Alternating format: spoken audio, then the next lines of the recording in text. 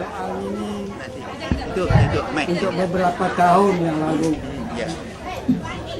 Dan saya ikuti apa yang sedang berkembang di tanah air, dan akhirnya saya merasakan bahwasanya seorang sastrawan dia tidak harus saja untuk menulis, dia harus melibatkan diri.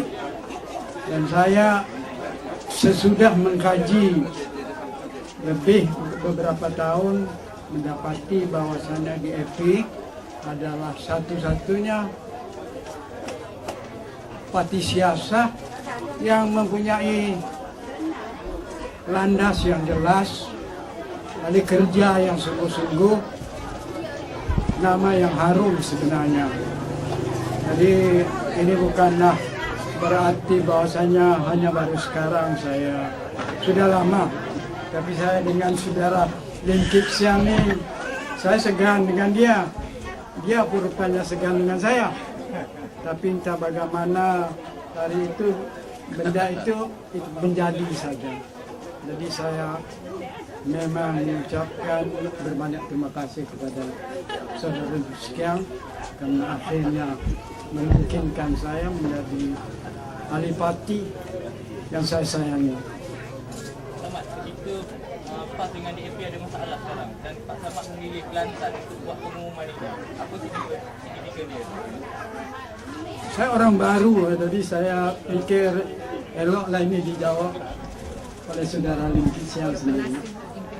Wah, ini Pak Samad penasihat impian Kelantan, ini program impian Kelantan di mana untuk kita melancarkan projek-projek ini tidak ada makna yang lain. Saya tambah sikit sebab Pak Samad untuk engagement kita lah antara Pak Samad dengan DAP secara langsung jelas sebagai penasihat gabungan impian Kelantan. Pada 31 Januari lepas, semasa kita buat pengumuman, Pak Samad bersetuju menjadi penasihat. Jadi itu bermulanya engagement kita secara langsung. Walaupun sebelum itu ada mungkin engagement yang secara tidak langsung lah.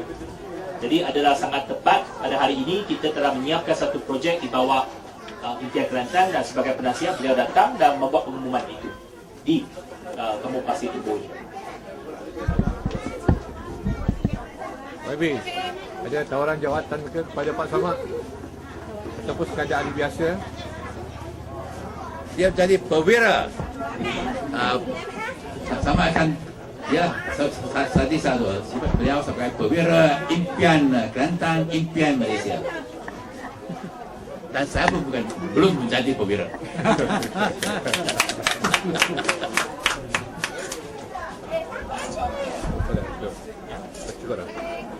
Mungkin ada rakan saya yang nak bertanya, Dinsman. Ya. Dia nak join sama. Mengalurkan sama-sama oleh efek. Nak bertanya sikit.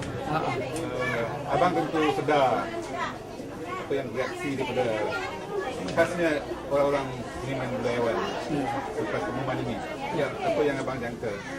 Saya pikir reaksi itu akan ada yang pro, ada yang ada yang menentang. Tapi saya kira sebagai seorang sastrawan, apalagi seorang sastra negara, dia harus menentukan sikapnya. Sebab keadaan memang buruk sekarang.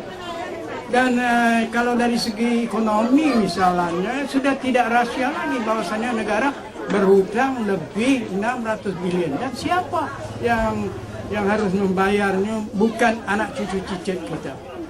Jadi saya pikir seniman bukan dia tukang tulis saja, tapi dia harus melibatkan dirinya untuk menyertai, menentang segala ketidakadilan untuk mewaraskan bangsa. Satu soalan, Pak. Ya. Ada yang berpendapat di kalangan teman-teman yang berpendapat bahawa sebenarnya bapa itu sudah berada di tempat yang tertinggi, jauh di atas aras politik itu sebenarnya. Above politik sebenarnya. Jadi apabila bapa secara langsung masuk dari parti politik, itu mencederahkan sedikit status bapak sebagai seorang yang seperti ada sekarang ini lah. Ya, itu memang 2-3 hari yang lalu benda itu timbul juga.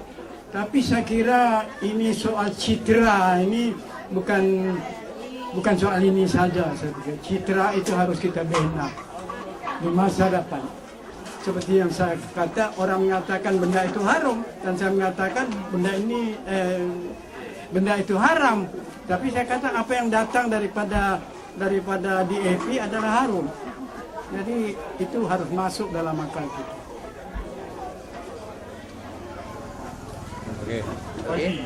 Ada tak perancangan untuk mengatur Pak Samad untuk menyertai PIU ke-14?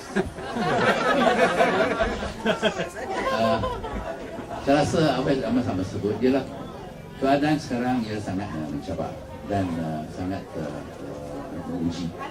Khasnya apa berlaku dalam 1-2 minggu ini sangat jelas bahawa dua koalisi yang kita ada, Barisan Nasional dan Pakatan Rakyat, menghadapi krisis yang tak pernah berlaku. Baru-baru ini bekas Perdana Menteri Tun Mahathir kata bahawa perlulah satu. Saya rasa semangat yang beliau mewakili, walaupun usianya berlanjut, tetapi beliau tetap bersama-sama dalam Bersih, dalam Impian Kelantan. Beliau terlibat secara langsung, dan apabila kita ada satu program yang bermakna ini, kita boleh buat pengumuman mana-mana di kumpul jabat. Tetapi makna itu tak not meaningful enough. Saya rasa yang paling penting kita kembali di sini, satu kampung yang kita terlibat secara langsung, dan Pak Samad juga terlibat dalam projek ini dan membuat pengumuman di sini. Saya rasa itu yang satu langkah ke dalam politik yang bagi Pak Samad dan bagi DAP saya rasa adalah sama-sama bermakna. Okay, thank you. Alright. Oh, Kita nak risau. Sama nak cakap. okay. Saya memang melihat semua yang berkembang, dan jawaban saya masih berkisar di situ, bahwasanya seniman dalam waktu sekarang ini di negara ini yang sangat genting, yang berpecah belah, saya pikir apa gunanya tulisan itu saja, apa gunanya puisi itu saja, kalau kita boleh mempercepatkan dengan menyertainya langsung. Itu sebabnya. Okay.